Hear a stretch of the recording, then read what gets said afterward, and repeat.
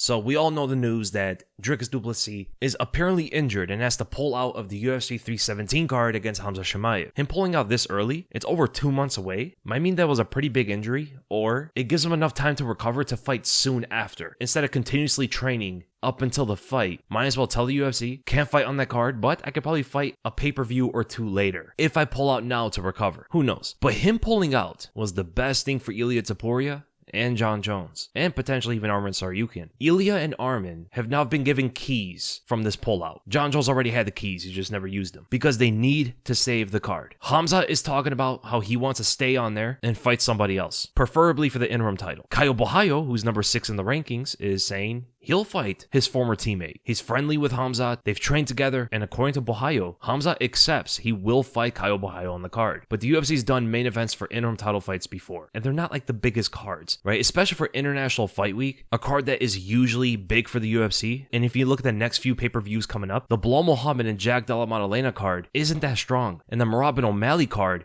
is even worse. They cannot afford 3 pay-per-view duds in a row like that, especially in International Fight Week. They need a home run for that card. Maybe it could be different with Hamzat though. Hamzat's one of the biggest stars in the UFC. Maybe him as a main event can sell a lot of pay-per-views, but we know the UFC doesn't generally like to use interim titles as main events for pay-per-views. But again, Hamzat could be an exception. He could draw a lot regardless of who he's fighting, regardless of the title, possibly. He's never main evented a pay-per-view before, so who knows? And there are 3 fights that can save that card, and 2 of them include Islam Makhachev. So Islam could defend his belt against the number 1 contender, Arman Tsarukyan. Now that is pretty funny if they do that fight, because Arman actually ruined one of the pay-per-views by pulling out the day before. And then Renato Moicano stepped in. This was Islam's last fight. It would be a cool redeeming story for Arman, going from hurting one of their pay-per-views to saving another. But would the UFC risk that? Putting it on Arman's back to stay in the fight and not torch his back in the gym. But that is a potential fight they could put together. But would it be big enough? Would Islam vs. Arman 2 be big enough for International Fight Week, with Hamzat Chimaev versus Caio Borralho in the co-main event? Also, I don't think Hamzat should be fighting Borralho.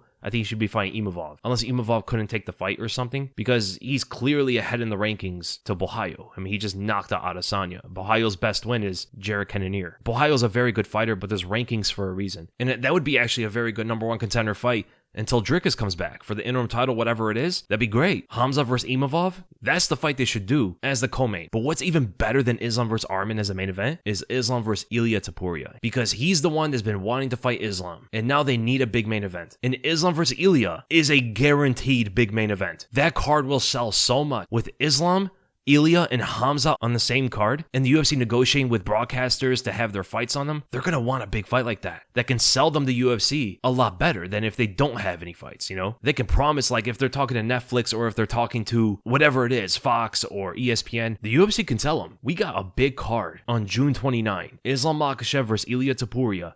Hamzat Chimaev versus, I guess, Caio Borralho, but should be Nasruddin Imavov. We have a big card for that month, right? We could put it right on Netflix, we could put it right on Fox, we could put it right on ESPN, whatever it is, wherever they go with it. But the only other fight that is potentially even bigger than that, but there's more hurdles to jump over for the UFC, is Jon Jones defending his title against Tom Aspinall. The only hurdle they have to jump over for that, and that is paying Jon Jones $30 million.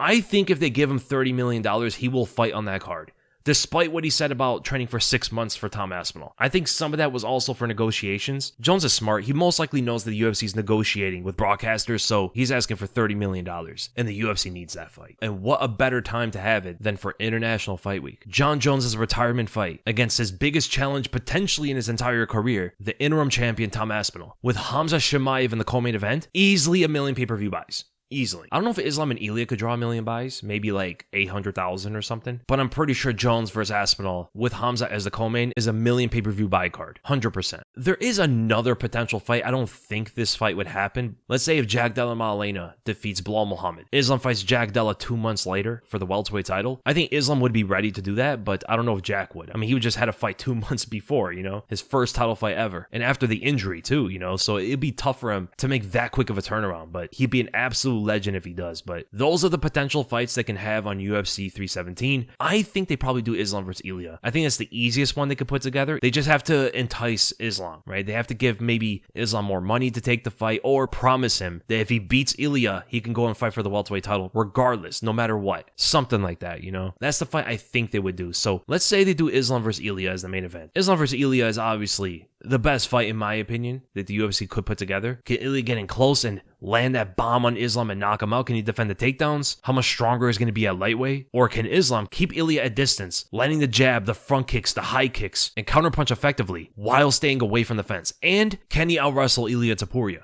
It's a very interesting fight. And then Hamza fights Bohayo as the co-main event. It could be a good fight because Bohayo is well-rounded. He's trained with him before. He's good everywhere, but the expertise that Hamza has in his wrestling might be way too strong for Bohayo. And in fact, maybe everybody in the weight class. Even though Imavov should be fighting Hamza over Bohayo, I think they both lose to Hamza the same way. They're both well-rounded, but they both can't stop his wrestling. I guess the only difference would be that, again, Hamza has trained with Bohayo, so maybe it'd be different mentally for him than fighting Imavov. That would be the only difference, right? The styles aren't going to be too different for Hamza. It's more of like the mentality of fighting a friend instead. Maybe he doesn't try to hurt him. Maybe he just wrestles and chokes him out, not to cause any brain damage to his friend or something. I don't know. That would be the only difference, but I think both Bohayo and Imavov lose the same way to Hamza. What other fights could you put on there? So with the lightweight title fight, they should also put Charles Oliveira on there. Arman versus Charles continues their first fight, which should have been 5 rounds. Make that fight 5 rounds for the #1 contender. And now Charles is bigger. He has better wrestling. Arman hasn't fought since then. Charles is super focused and made the adjustments to become a more well-rounded fighter. Arman's wrestling might not be as effective as it was in the first fight, which was the missing piece for Charles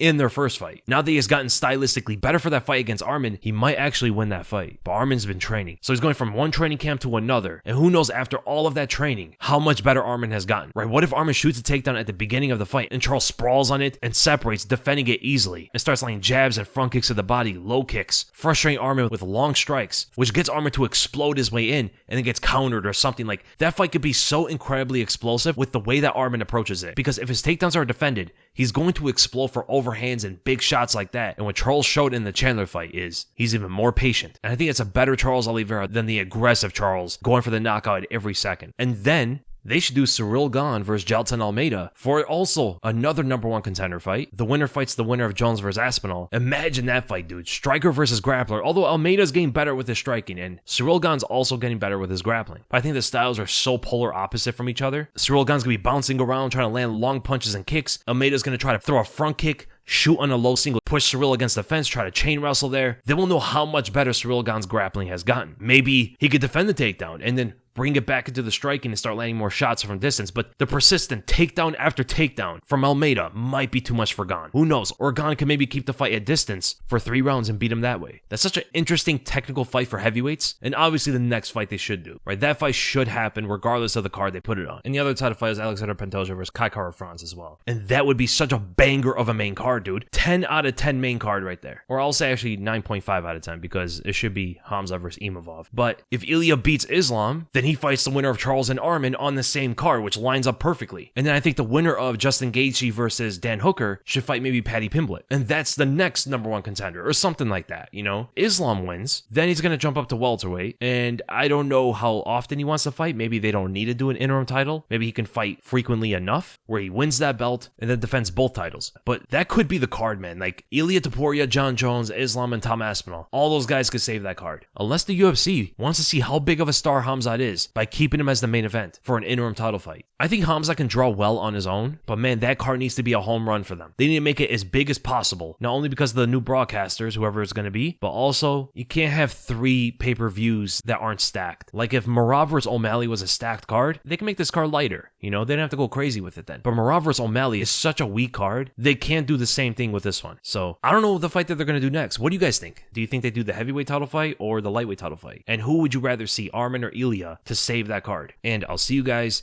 in the next video.